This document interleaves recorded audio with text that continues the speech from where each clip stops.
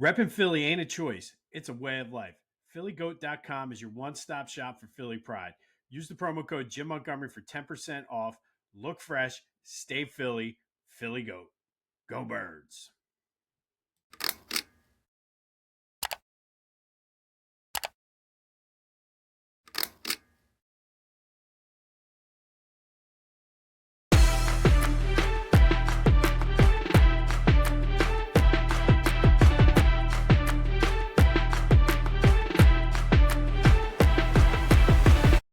What's up, everyone? Welcome to this day in Philly sports history for October 21st, 2025.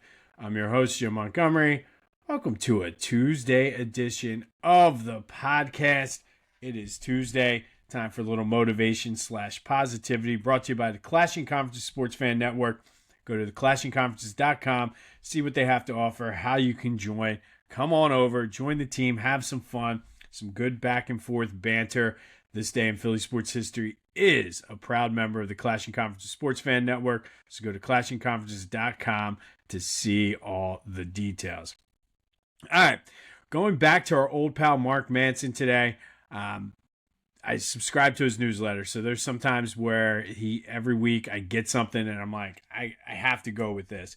And yesterday, his newsletter, the quote was, "Ask yourself, will I regret doing this or not doing it on your deathbed? Then act accordingly." And I love this. I mean, I really do. We get caught up in the day-to-day and minute little details. And it's a great way, I think, to make decisions. Will I regret this on my deathbed or will I not? I mean, it doesn't get much simpler than that. And truthfully, if the answer is no, then go ahead and do it. If you're not going to regret doing it, do it. Or if you are going to regret not doing it, go and do it. I mean, it's very profound. It's also a good way to deal with procrastination, kids. I think, will I regret not doing this now? If the answer is yes, get off your ass and do it. I mean, I actually when it comes to certain things, not maybe major life decisions, but when it comes to the day-to-day stuff, I kind of think about that all the time. Am I going to thank myself later for doing this? Whether it's going for a run, whether it's getting some of my prep and planning done. And then it's like 24 hours later, a week later, whatever it is, you're like, thank God I did that. So it's just a good way to do it. I also think this quote and this motto and mantra is a good way to reduce stress and anxiety. And you kind of tweak it a little bit, but will this matter 10 years from now? Will this matter a year from now? Will this matter tomorrow? And if the answer is no, don't stress yourself with it. And I struggle with this all the time. I get in my funks and my moods where it's just like overwhelmed with everything. And then if you really sit and break it down, is it going to matter in 2 days? Likely not. And if it's not going to matter in 2 days, don't stress yourself. Now, obviously, easier said than done. But I think what this quote at its core, though, is telling us is decide what's important to you. Decide what will be important. And then focus on that. And if it's not going to be if it's not going to be important, why focus on it? And go from there and live your life how you want to live your life. Block out the outside noise. Block out the external things. So, Mark Manson, ask yourself on your deathbed, will I regret doing it or not doing it?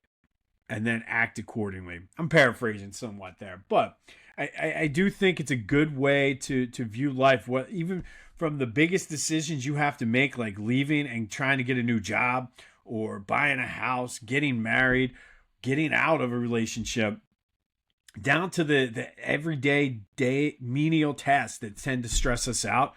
Will you regret it on your deathbed? If the answer is no, then act accordingly. If the answer is yes, then act accordingly. And I think that's a good way to go through life. Hopefully, it's something that you can take with you throughout your weeks. I know, like I said, it kind of was in one of those funks yesterday, and it kind of put things sort of into perspective for me and really helped. So hopefully it'll help you out with your weeks. This has been this Tuesday Motivation and Positive. Don't want to sign off yet. I didn't give you the podcast. But this has been Tuesday Motivation and Positivity, brought to you by Clashing Conferences Sports Fan Network. Go to clashingconferences.com, see what they have to offer, and join the team. Join us. It's a lot of fun. You'll enjoy it.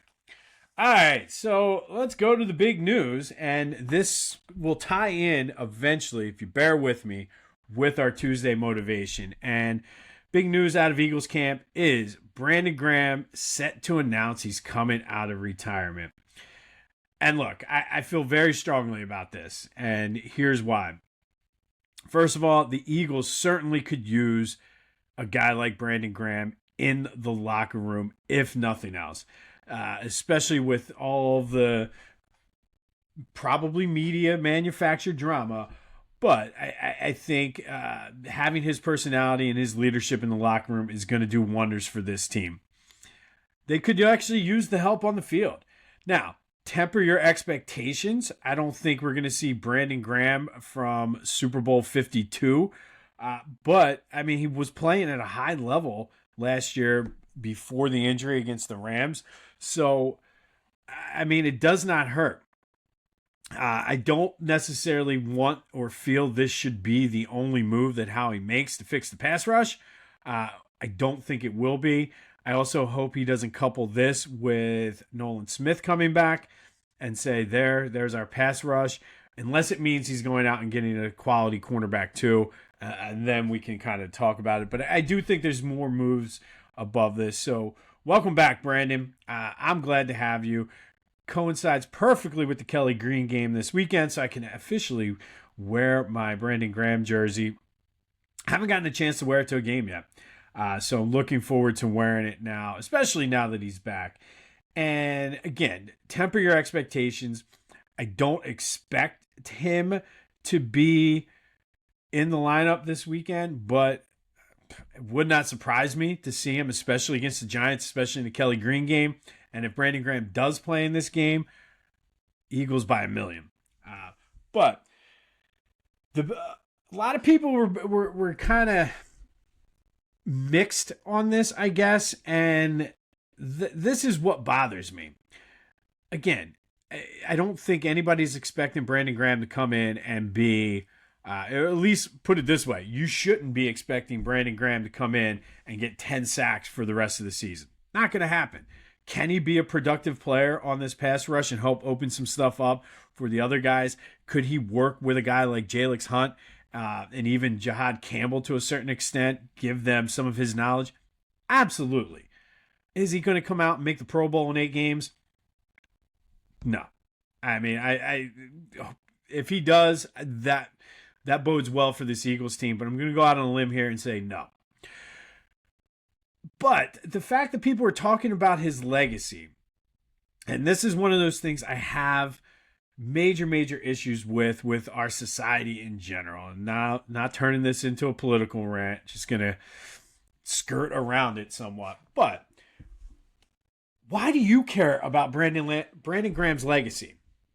Seriously. It goes back to the quote.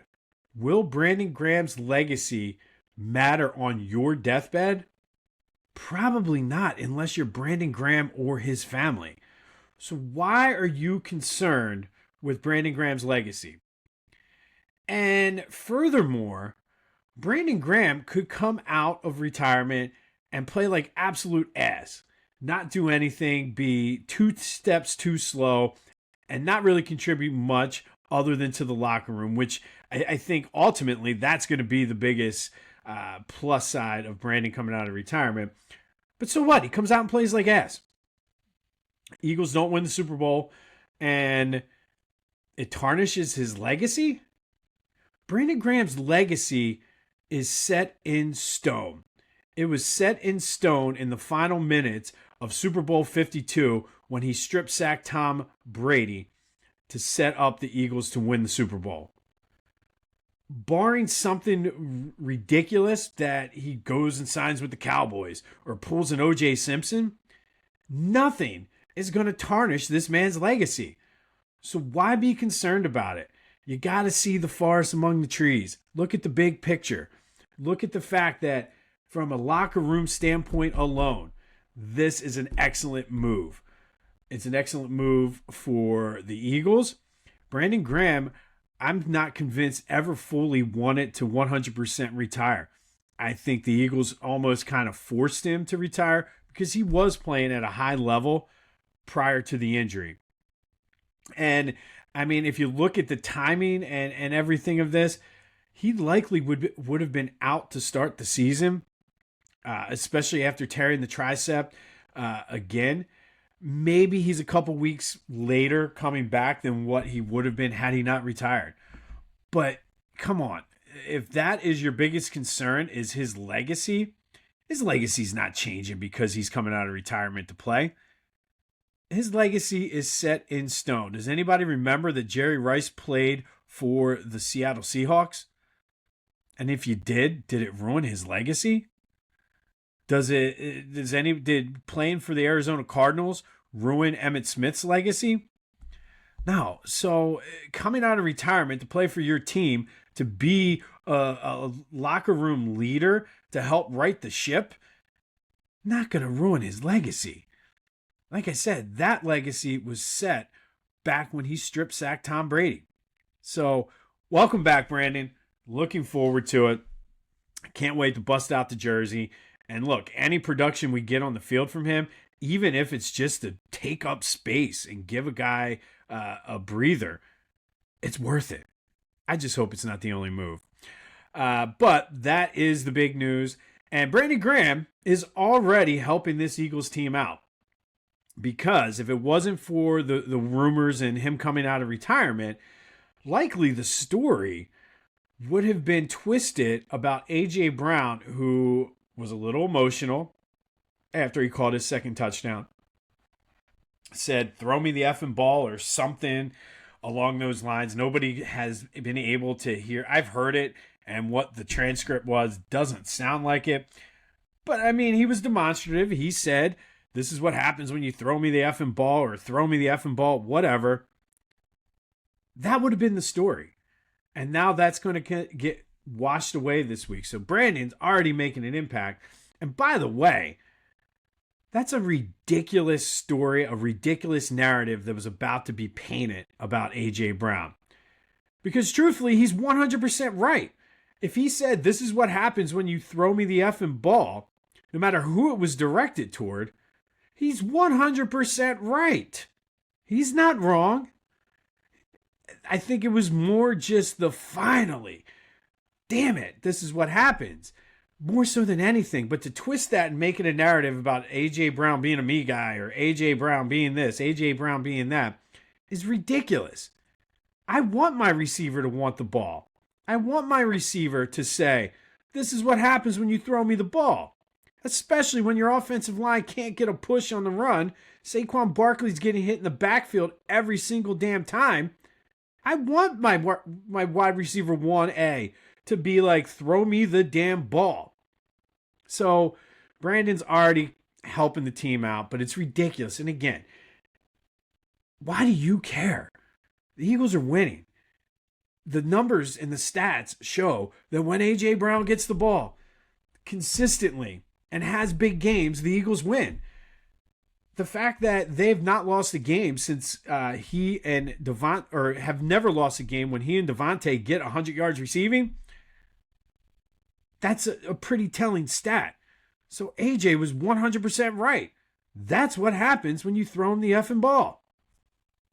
So thank you, Brandon, for getting that narrative out of the way. I'm sure Diana Rossini is going to be on some type of BS where she's going to twist something that, I can already hear the headlines today on ESPN. Brandon Graham has to come out of retirement to control A.J. Brown or something stupid like that. It's ridiculous. These guys, national media, even the local media to a certain extent, they get their narratives in their minds and nothing is going to change their narrative. You hear it at every press conference. Those guys know what they want the story to be, and they ask the questions that, like, all the questions that are always asked at the press conference are always disjointed based on what each individual reporter wants their story and wants their narrative to be. So go ahead, Diana. Spin this one. All right. Yesterday, I asked you who was the GOAT of the game. No surprise here. 75% of you said it was Jalen Hurts.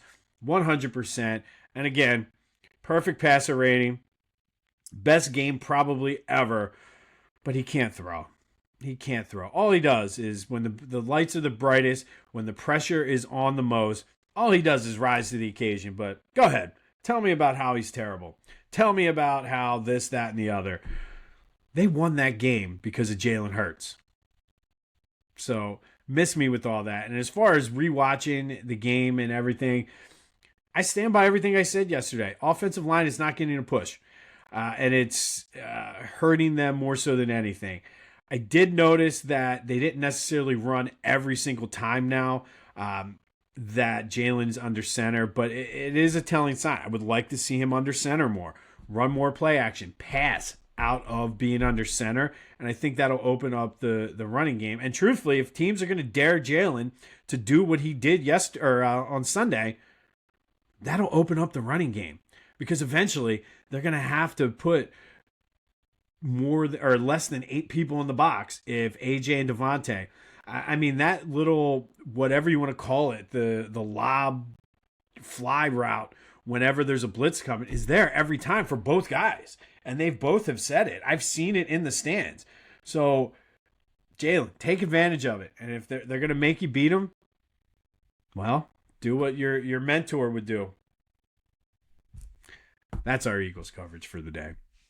We'll have more on that as the official announcement of Brandon Graham comes out later today. But looking forward to it. Like I said, I don't think from an on-the-field standpoint, I'm not expecting miracles.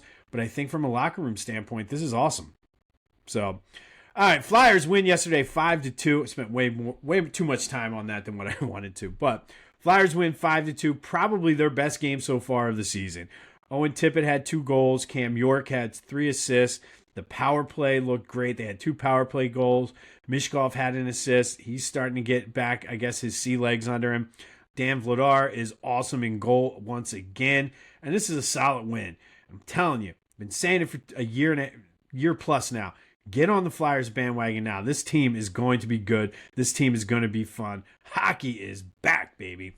They're off until Thursday when they head up to Ottawa. All right, some housekeeping. Please follow me on social media at Philly Jimbo. Starting to try to grow my social media presence. So I'm debating. Hopefully, I don't have too many Miller Lights before the game, and I can coherently do this. But I would like to do some live tweets and things like that from the game. So stay tuned for that. Follow me, Philly Jimbo, on all the socials. Subscribe to the YouTube channel, Jimbo_Mont. Continue to spread the word. Leave a comment.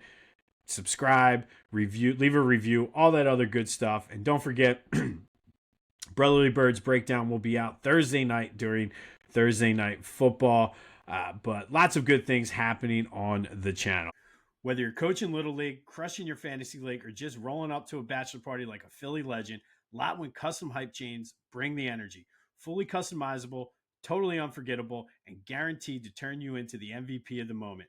Great for teams, groomsmen, or anyone who wants to show off with some serious swagger. Go to Lotwin.com, use the promo code TCCPOD, and get 10% off your own custom hype chain. Lotwin, let's get hyped together. All right, October 21st. This is going to be a Phillies day.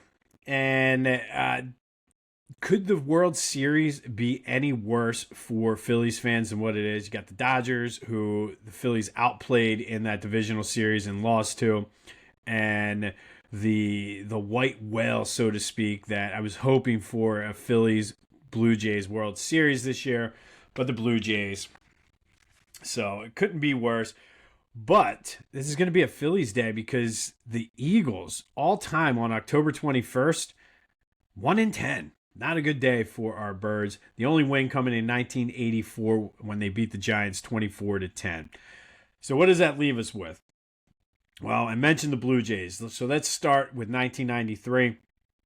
The day after that 15-14 game, Curt Schilling needed to have a strong performance because the bullpen was taxed, and he gave them a rest, gave them a night off as he went all 9 innings, allowed 5 hits as he shut out the Blue Jays. Phillies win 2-0. He struck out 6. Darren Daulton and John Kruk knocked in both runs for the Phils. It was the Phillies' first ever World Series shutout, and they got the series back to 3-2 to head to Toronto for Game 6, which still haunts me to this day. By the way, if you want a Joe Carter ruined my childhood t-shirt, Philly Goats got you covered. Use that promo code Jim Montgomery. But really, on this day in 1993, the legend of postseason Curt Schilling was born. Big game Curt. Say whatever you want about his personal beliefs and views. The man was just a big time, big game pitcher. I'll get it out. And it started on this day in the World Series as he shut the Blue Jays out 2-0 in a must-win game, a must-need-it game for him to give that bullpen some rest. And they got it done 2-0, going back to Toronto, down 3-2 in the series. Fast forward to 2009. Phillies and the Dodgers combined for 7 home runs, setting a Major League Baseball postseason record, which has since been broken. Jason Worth hit 2, Shane Victorino and Pedro Feliz both hit homers as the Phillies beat the Dodgers 10-4 to go back to the World Series for the second straight year. Ryan Howard was named MVP of the NLCS, hitting .333, 2 homers and 8 RBI as we were ready to take on the Yankees, which still, that World Series still haunts me to this day. And then, speaking of aces, we don't have to go back too far for this one. Go back to 2023. Another ace delivered for the Phillies. Bullpen was taxed in that NLCS against the Diamondbacks. Zach Wheeler comes out, pitches 7 innings, allows 1 run on 8 strikeouts. Kyle Schwarber, Bryce Harper, and JT Realmuto all homered as the Phillies win 6-1 to go up 3-2 in the NLCS, heading back to Philly. Unfortunately, we know how that played out, but we were feeling good at the time. But Zach Wheeler with an ace-like performance on this day in 2023, sending the NLCS back to Philly with the Phillies up 3-2. However, the biggest story on this day in Philly sports history happened in 1980. After almost 100 years, the Phillies finally were world champions. They beat the Royals in Game 6 of the World Series at the Vet, 4-1 on this day.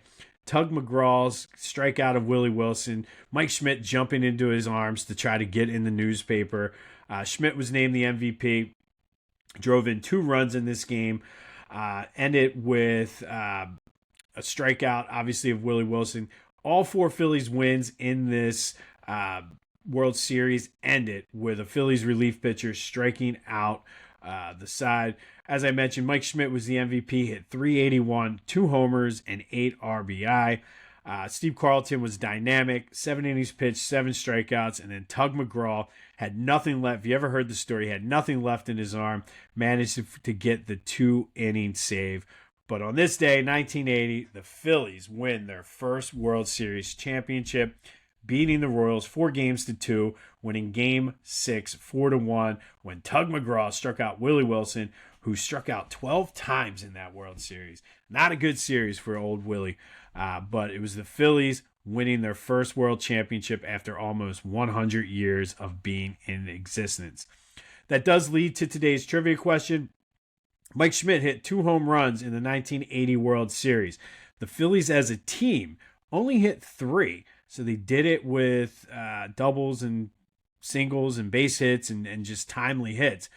Who hit the other home run for the Phillies in the 1980 World Series? Hit me up on the Discord. First link in the description, 267-495-8531. That is the Back to the Future voice and text line. But Mike Schmidt hit 2. Who hit the other home run for the Phillies in the 1980 World Series?